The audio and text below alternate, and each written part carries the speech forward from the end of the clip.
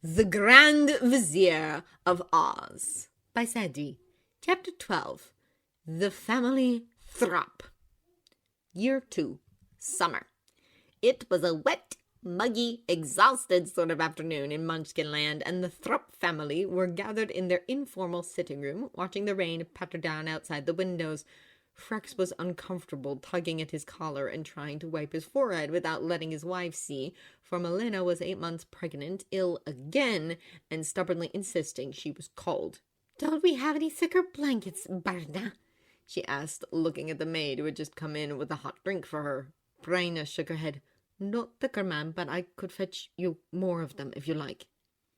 Melina sighed and shook her head, cradling the cup in her hands and letting it warm her. "We could light a fire, I suppose." At this, Frex had to protest. "Dear," he began, looking around for an excuse. "I think Elphaba's warm enough already."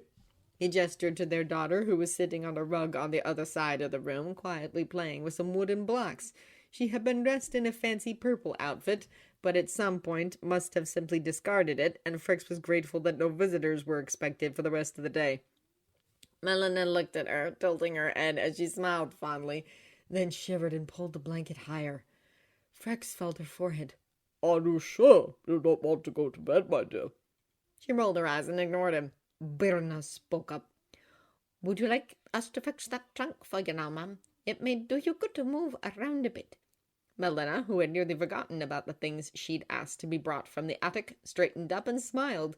Swallowing a sip of liquid, she nodded and replied, "Yes, that would be lovely." A few minutes later, the trunk was brought. It was a heavy old thing, quite large, and would have been covered in dust if the servants hadn't made a point of wiping it down before bringing it to their mistress. Melina heaved herself toward it, excited, and Frex joined her with somewhat less enthusiasm. It was mostly filled with baby clothes, things that had been cheerfully gathered by both parents before Elphaba's birth and packed away once she'd outgrown them.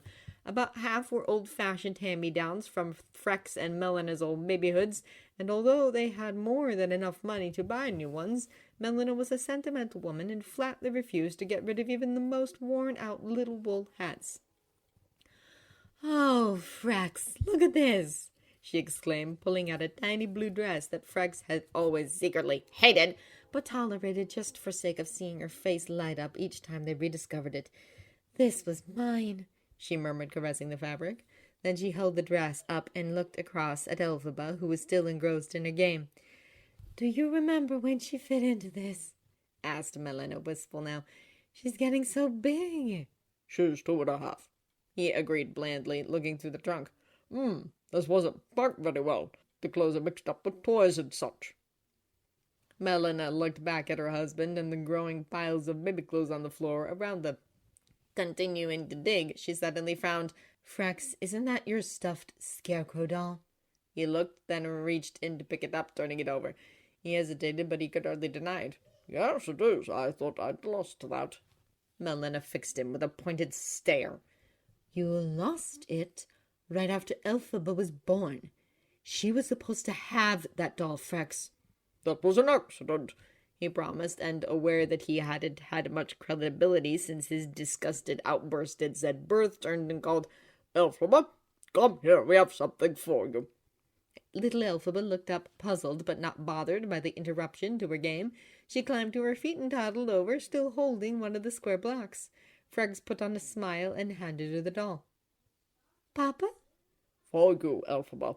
It was mine when I was little." Her green face broke into a huge smile, and she hugged first it, then her father. "Love you, Papa." Frex returned the hug with the sort of ease that only comes from great practice, patting her back and trying to focus on her black hair instead of her bare skin. When he pulled away, he said, "Put your dress back on." Still beaming, Elphaba nodded, picked up the painted cube, and hurried back to her play spot, carefully putting the soft little doll on the floor before picking up the dress and awkwardly climbing into it. Then she sat down and introduced the scarecrow to her blocks. Melina was watching her fondly. "She'll be a wonderful big sister, Frex. She's so good." Frex turned back to the box. "Look, dear, isn't that your mirror? The silver one you thought you'd lost." "It is," said Melina, taking up the hand mirror and turning it over in her hands. Your mother gave me this, she added, as though Frex weren't perfectly aware. Is she go to Elphaba? What?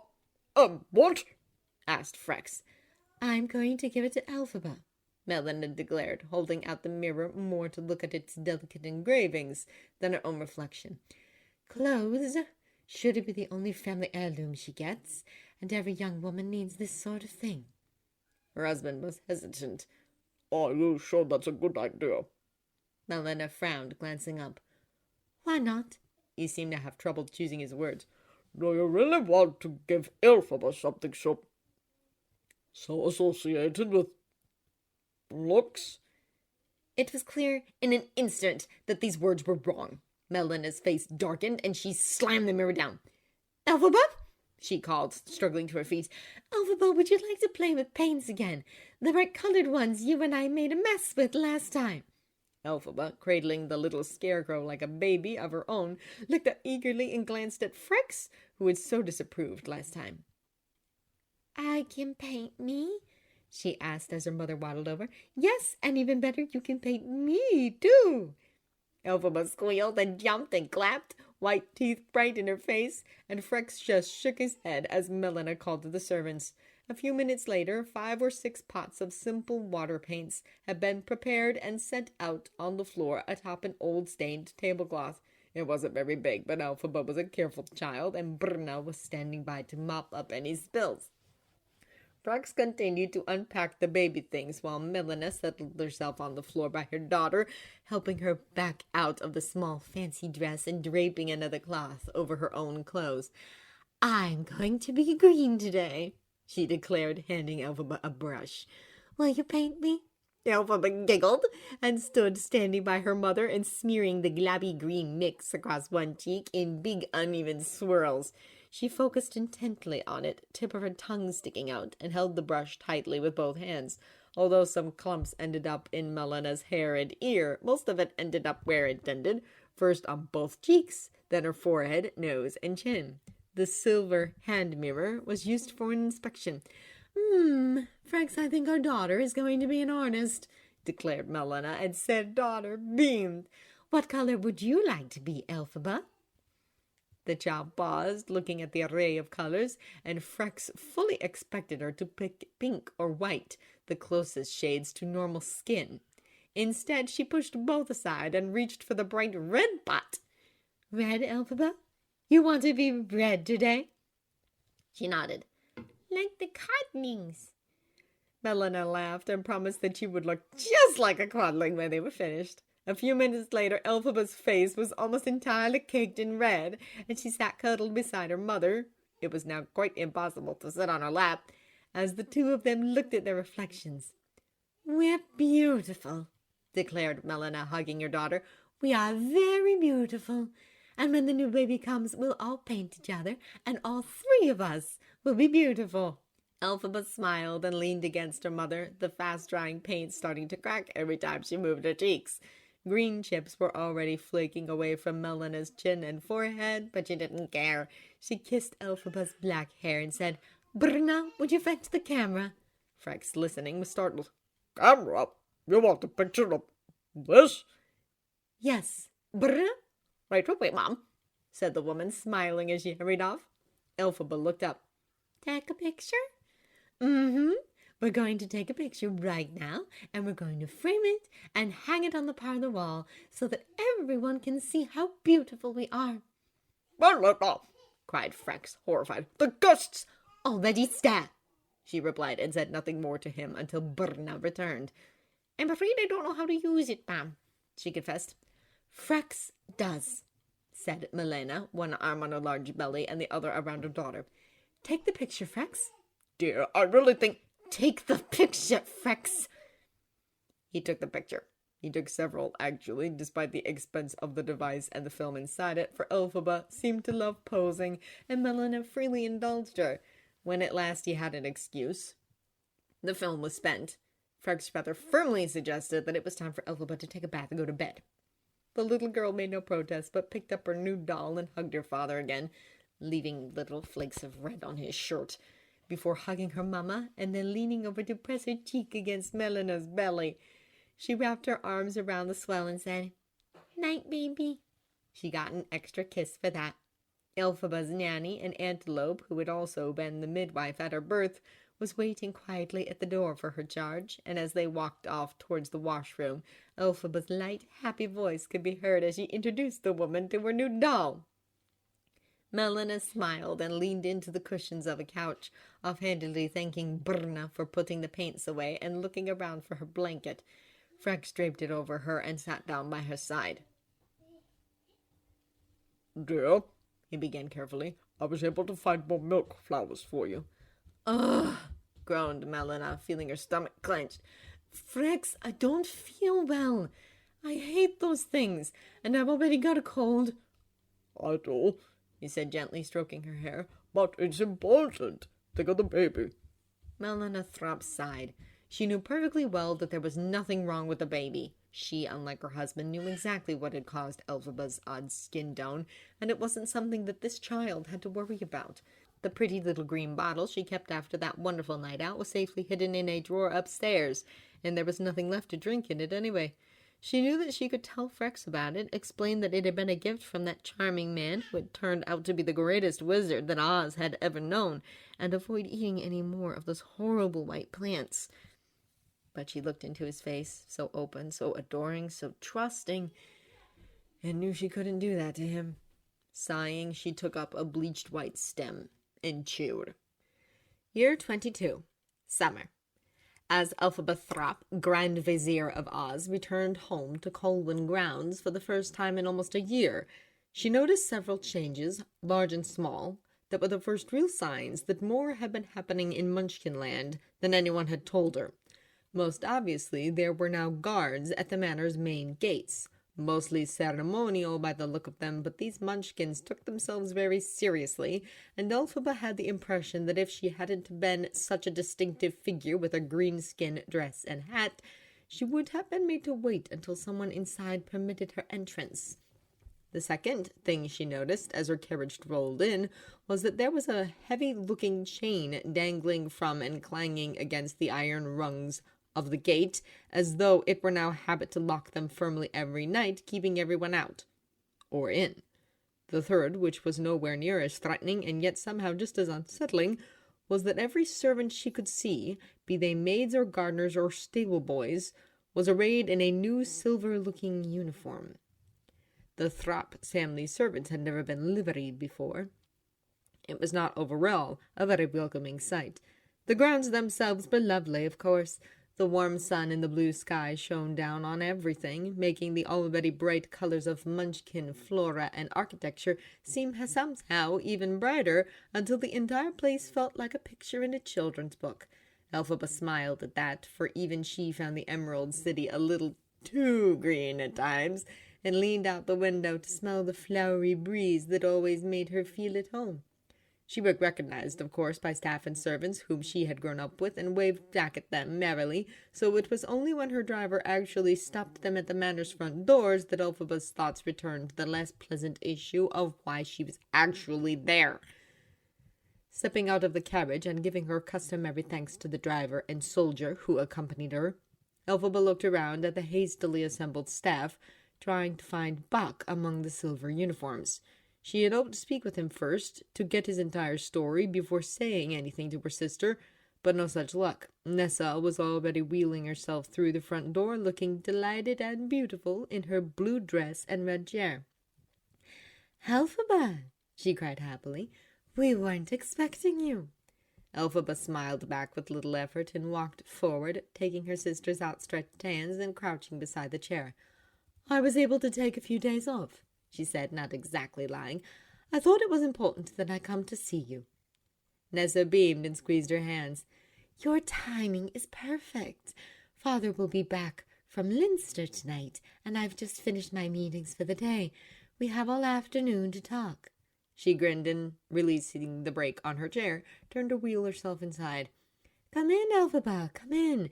There's so much I want to tell you." Elphaba, who could hardly say that she wanted to talk to Bach first, followed, nodding and briefly greeting the staff she recognized. Brna, who had become the housekeeper several years ago, leaned over to touch Elphaba's arm and say, "It's good to see you again." Elphaba smiled and thanked her.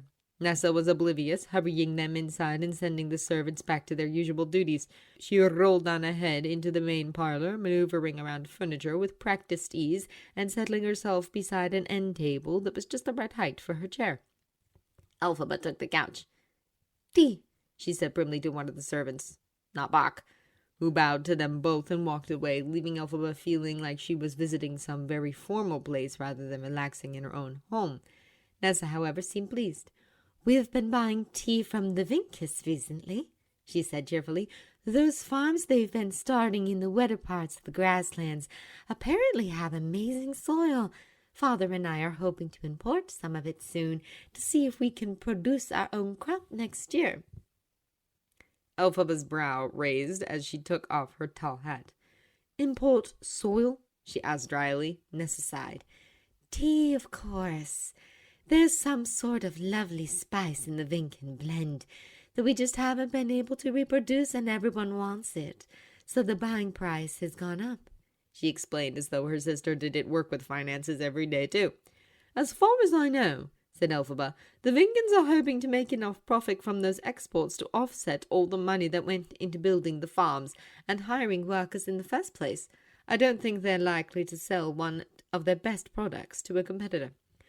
"We'll talk them into it," said Nessa lightly, accepting her cup from the servant and stirring it. "I'm just not sure yet whether we should plant them in the corn basket or down near Nest Hardings. It might be too wet in some places." "I don't know anything about tea, Nessa," said Elphaba, helping herself to a biscuit instead. "But I don't think you should make those plants until after the trade is agreed on." "You've always been a pessimist, Elphaba," said her sister, sounding a bit condescending. "They'll agree, and then we can have this tea all the time. Isn't that lovely?" Elphaba sipped and agreed that indeed it was rather nice. Nessa smiled. The conversation continued for the next several hours, sometimes evenly shared between the sisters, but mostly Nessa talking to Elphaba about the events in her life, what it was like being Madame Governor, how their father had been, all the ambitious plans she was making for Munchkinland, and of course how happy she was to have Bach around all the time. Elphaba was used to these one-sided conversations, and, in this case more so than usual, didn't mind in the least. She was relieved when the subject of Bach came and went without incident, though it unsettled her to notice that Nessa glossed over many details of what exactly he said or did, details she'd have expected her sister to talk about endlessly. At last, after the biscuits were long gone and the teapot cold, Brna came to inform them that Frexspar had returned and was looking forward to seeing them both at dinner. Nessa, surprised, looked up and said, "My, the time went fast, didn't it?" Elphaba evaded the question. 5 minutes later, on the pretext of getting some fresh air before the meal, Elphaba strolled through the kitchen and servants' corridors, trying not to appear rushed or rude, but hurrying nonetheless. Brna appeared, and as Elphaba opened her mouth to say that she was sorry, but it would have to wait, the older woman told her, "Bach is in the second-floor study." Elphaba stilled. "You know about him?" "I posted his letter to you," Brna explained, and keeping her voice low, began casually walking Elphaba out into the main halls. "It was all I could do. Most of the staff sympathizes, but there are some new folk I just don't trust. I'm sorry you had to be brought into this. We would have helped him get off the grounds if we could." "Why can't you?" asked Elphaba, keeping her voice equally soft and her pace slow as they headed up the stairs. "Because your sister has made it a crime." Brna's face was drawn and serious, and Elphaba noticed, very sad. It wasn't hard to guess why. She had outraised Nessa and was essentially betraying her. "A few months ago, she made a small change to employment laws, so that now if young Bach doesn't have an official dismissal before he leaves the job, he can be legally recalled or arrested. We objected, tried to talk her out of it, but—" She shrugged. "The good news is that the entire family counts as our employer, so your signature is as valid as your sister's or father's." Elphaba nodded, but her jaw was tight.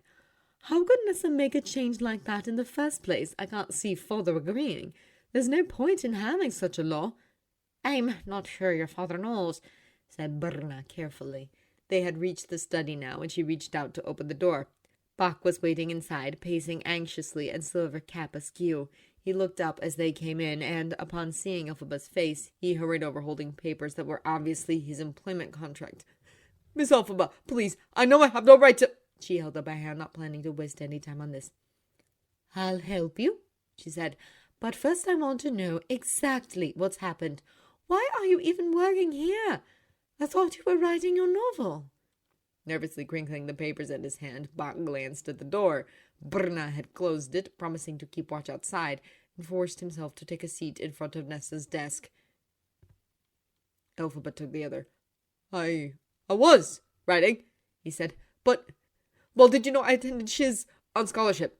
Elphaba nodded. "I didn't keep a high enough average to get the 3 full years worth of money, so I had to borrow the rest. And now I'm in debt." He shrugged. "Nessa offered me work. It was better than any pay I could get elsewhere, so I took it. I didn't plan to stay for long." Elphaba frowned. "And Nessa was clear on that?" "Sort of. I thought so," he defended as Elphaba groaned. "I thought she understood that I just wanted to be friends. I told her that." "Outright?" Bach hesitated. "More or less." Pinching the bridge of her nose, Elphaba leaned back in the hard-wooded chair. "Go on." He shrugged. "At first I thought everything was fine. We'd talk every so often, and I'd work on my book when I had time. But then she just started changing things. When my debt was half paid off, she started cutting my salary, first by a quarter, then by a third, saying that it was only temporary, but it's never gone back up. I started telling her I wanted to quit, but she ignored me. And then she changed the employment laws, then posted guards at the gate, and now she's found a way to keep me from leaving Munchkinland entirely. What was I supposed to do?" Elphaba ignored that, leaning forward with her hands clasped, elbows on her knees. "Are you absolutely sure that she did all that to keep you here and not for any other reason?"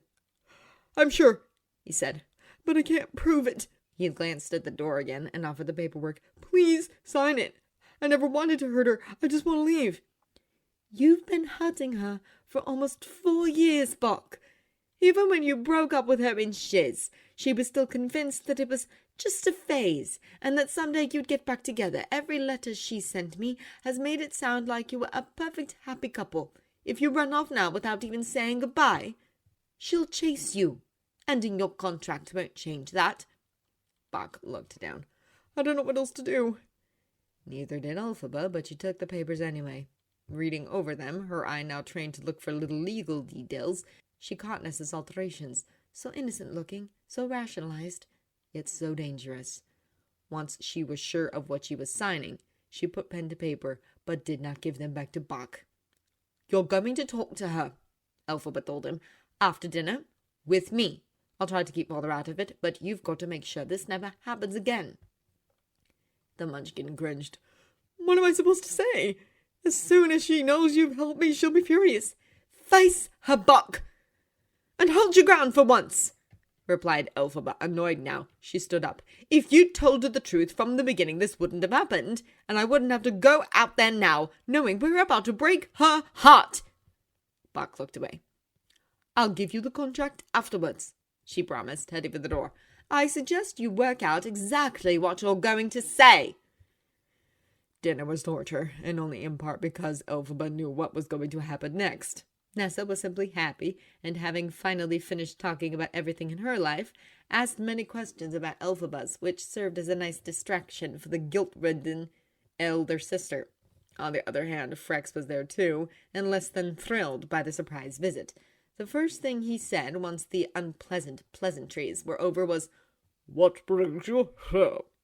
The claim that she had managed to secure a little time off, so easily accepted by Nessa, didn't hold up to their father's scrutiny, and he spent most of the meal questioning every decision she'd made in her last 6 months as Grand Vizier. He agreed with some of them, and didn't exactly disagree with the rest, but his only sign of approval was an abrupt change of subject, which, so expected, was disheartening. "I was surprised to hear about some of the changes being made around here," Elphaba said at last, turning the question on them. "Why did you choose to put a tax on travel, of all things? I've had complaints from at least 4 families who say they can't visit their Munchkin relatives because the border taxes are too high." "Because a lot of private farms and craftsmen have been evading the export taxes," said Nessa reasonably, scooping up a bit of her food. "They were moving their goods into Quadling country on the pretense of bringing gifts to family members, which is unfair to honest taxpayers and swindles us out of quite a bit of income." Elphaba's brow furrowed, but it was a voluntary action, slightly exaggerated, and she chose her words carefully. Then why don't you put the tax on the supplies themselves? Tax anyone who's crossing with more than a certain quantity of goods. What you have now isn't fair to other travellers. I'm told about some people, she added pointedly, who literally cannot leave Munchkinland. Anyone with such troubles can apply for a travel allowance, Nessa replied serenely. We cover the cost of border taxes for anyone who isn't profiting from the journey. That seems like a waste of time and effort, Nessa, said her sister. She hesitated, then asked, By the way, what made you post guards at the manor gates? Since when is Munchkinland so dangerous that we need armed protection at all times? She tried to make it sound like a joke, but Elphaba had never been very good at joking, and her family wasn't used to hearing it. Nessa frowned at her, puzzled, and Frex replied, There have been a few incidents with disgruntled prosecutors demanding evidence for legal cases that we can't give out. It's possible they'll try to break into the manor and steal our documents. Now Elphaba's surprise was genuine. That's the threat? Lawyers? Are we hiding from the Lollipop Guild now, too? Dry sarcasm was a much more familiar style, and Nessa was not amused. It makes me feel safer, Elphaba.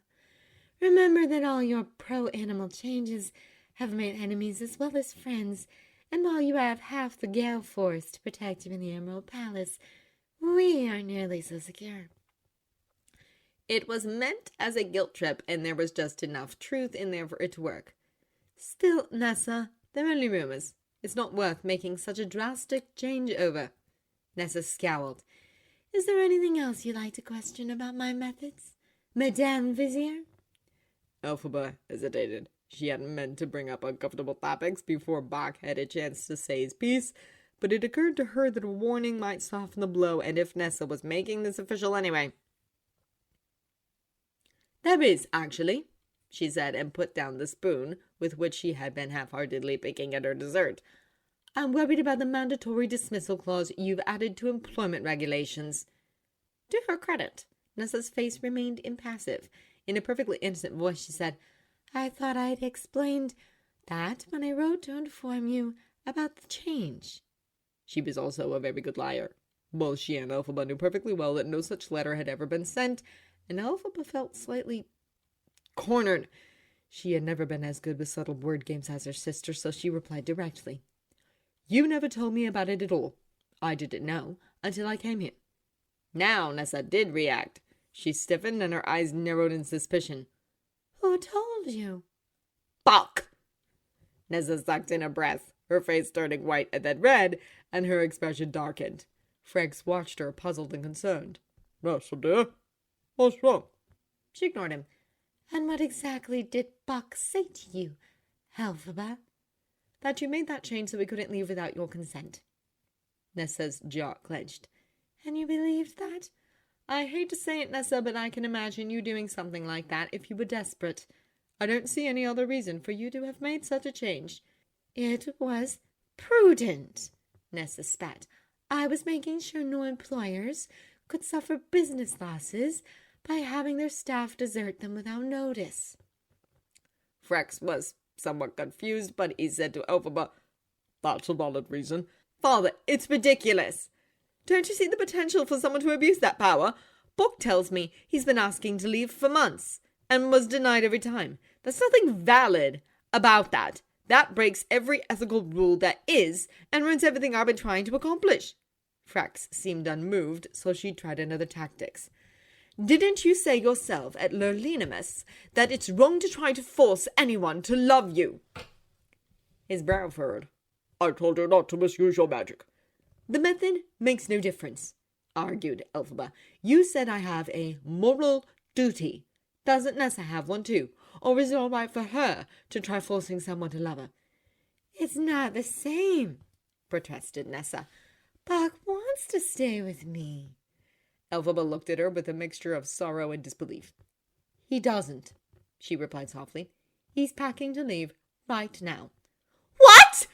With a rough shove, Nessa pushed her chair back from the table and spun her wheels, heading for the dining room door. Buck! She shouted. Buck! Nessa! Nessa, dear! Buck!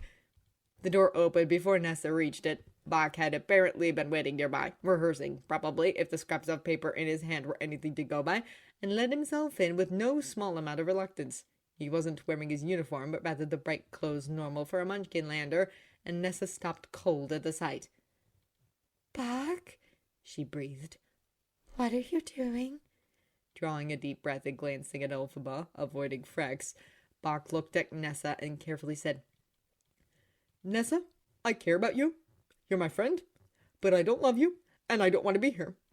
I want to go home." As he spoke, he managed to keep a calm, steady tone that came across as both reasonable and kind, and which would probably have worked very well if Nessa hadn't cried. No, no, Bach, you have to stay. You can't leave me." "You don't mean me, Nessa," he said, "and I can't stay locked in this house." "It was only for a little while, until you realized—" "I don't love you." "We're meant to be together." Bach said nothing, just watched her quietly, showing the one emotion that Nessa could never stand. Betty. He let out a long breath and looked at Elphaba, who nodded and reached into her pocket for the papers. "You did your best," she said.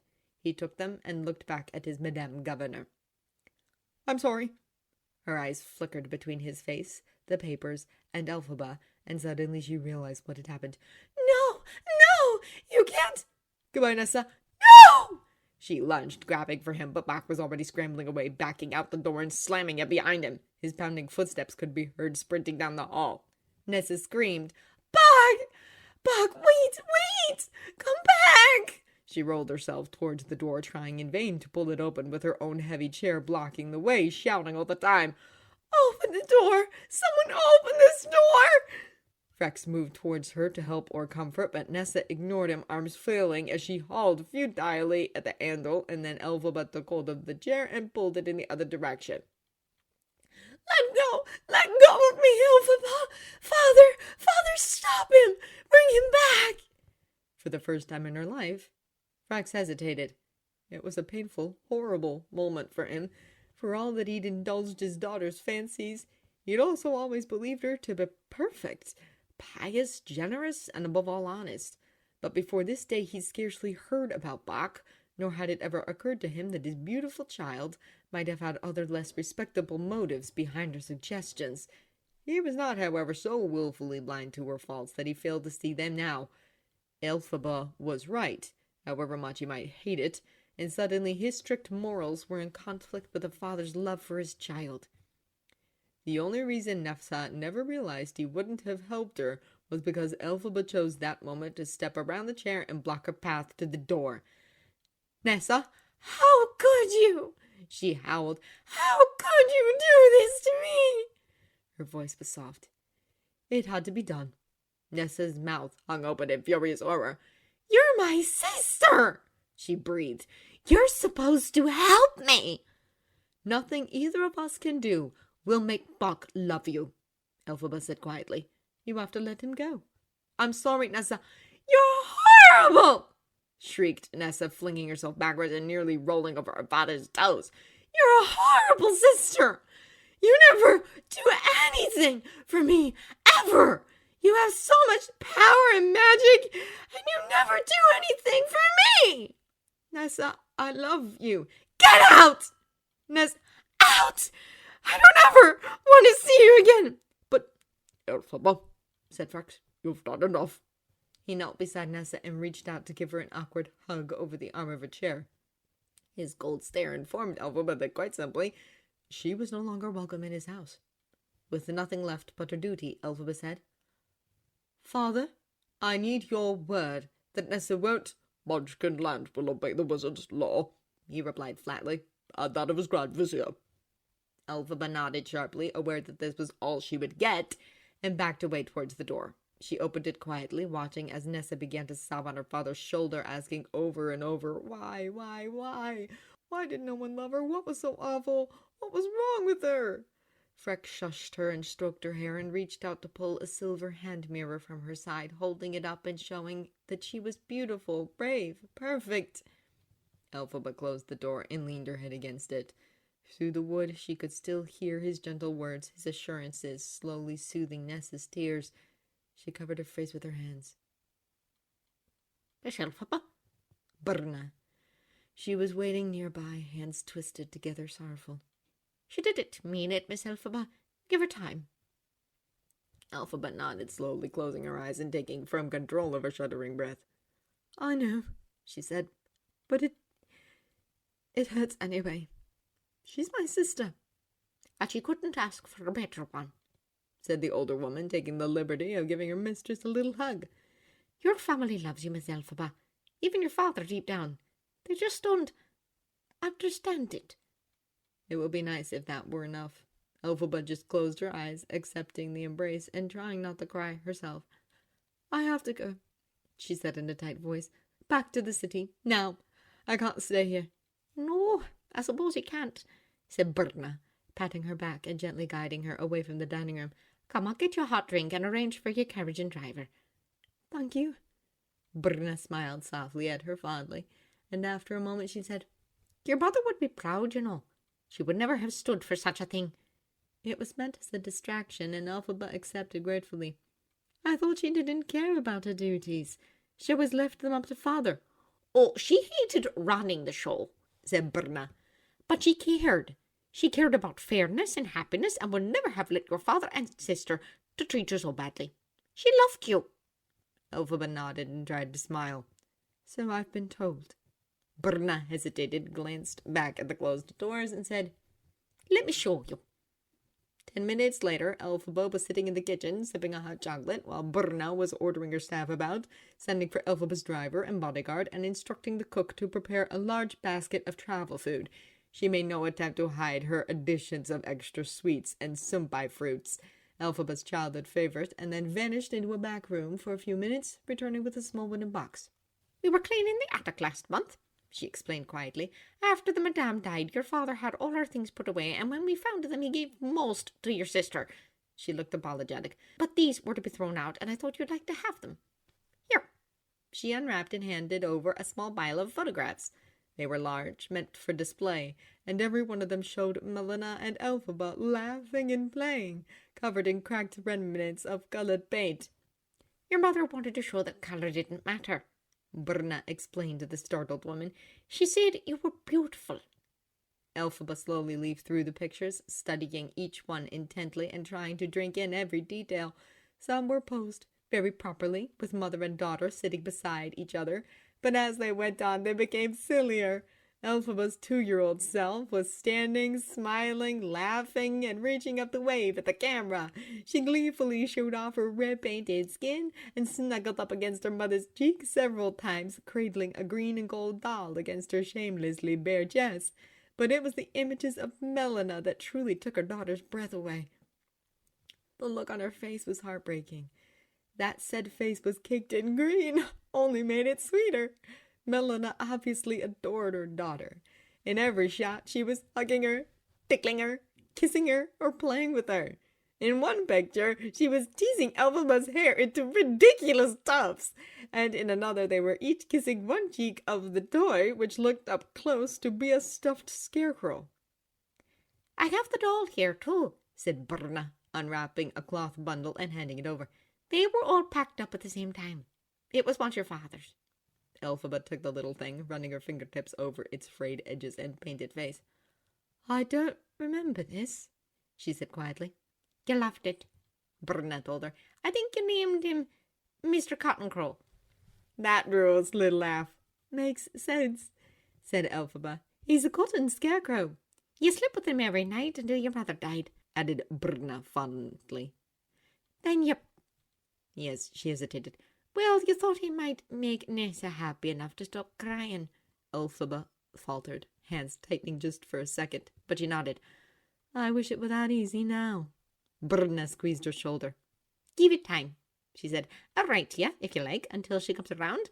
But until then...